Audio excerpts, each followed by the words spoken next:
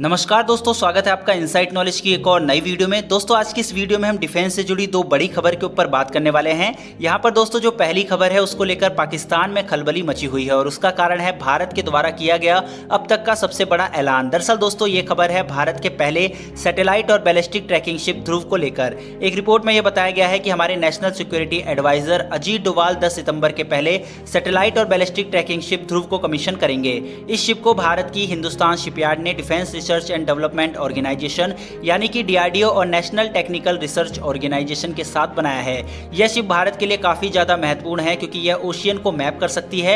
इसका इस्तेमाल रिसर्च के साथ साथ एनिमीज की मिसाइल और सबमरीन डिटेक्शन के लिए किया जा सकता है।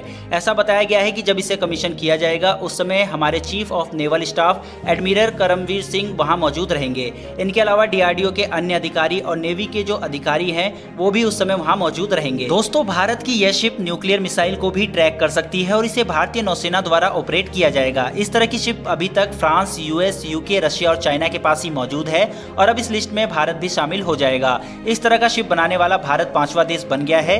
इस शिप का वेट की अगर बात की जाए तो यह 10,000 किलोग्राम वजनी है और यह भारत के एक क्लासिफाइड प्रोजेक्ट का हिस्सा रही है और इसे भारत के future ballistic missile tracking capability का एक महत्वपूर्ण हिस्सा माना जाता है।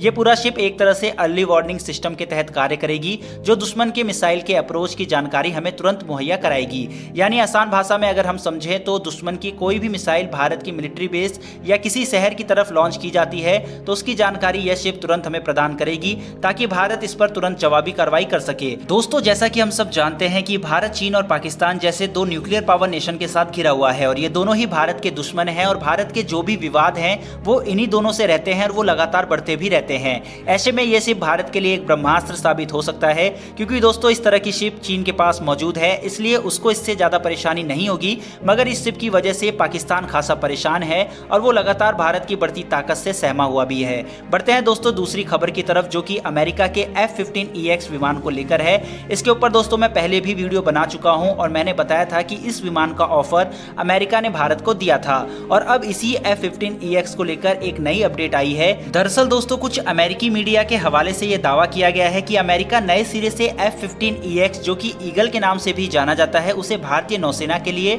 और उसके जो मित्र देश है उनके सामने पेश करेगा। अमेरिका ने यह दावा किया है कि जिस तरह की टेक्नोलॉजी F-15EX में मौजूद है उस तरह की टेक्नोलॉजी विश्व की किसी भी 4.5th जनरेशन फाइटर एयरक्राफ्ट में मौजूद नहीं है। इसका कारण यह है कि अमेरिका पुराने जो काउंटर मेजर है मिसाइल से बचने के लिए उनको रिप्लेस करके लेजर टेक्नोलॉजी का इस्तेमाल कर रहा है और कहा यह भी जा रहा है कि इसका जो एवियोनिक्स है वो 5th जनरेशन का है और इसका जो मैसिव स्ट्राइक पैकेज है वो हर प्रकार की जरूरतें किसी भी एयरफोर्स की पूरी कर सकती है। हम यहाँ पर आपको बता दें कि जो F-15EX जो मार्केट अमेरिका का है उसमें भारत उसका सबसे चहेता देश है और इस विमान को भारत को बेचना भी चाहता है। इसीलिए F-15EX को एक बार नहीं बल्कि कई बार अमेरिका भारत को बेचने का ऑफर दे चुका है। क्या भारत को रूस से अपनी आत्मनिर्भरता को कम करते हुए अमेरिका से इस विमान को खरीदना चाहिए या नहीं, हमें यह कमेंट करके जरूर बताएं। फिलहाल दोस्तों इस वीडियो में इतना ही, फिर मिलेंगे डिफेंस से जुड़ी एक और नई वीडियो के साथ। धन्यवाद, जय हिंद।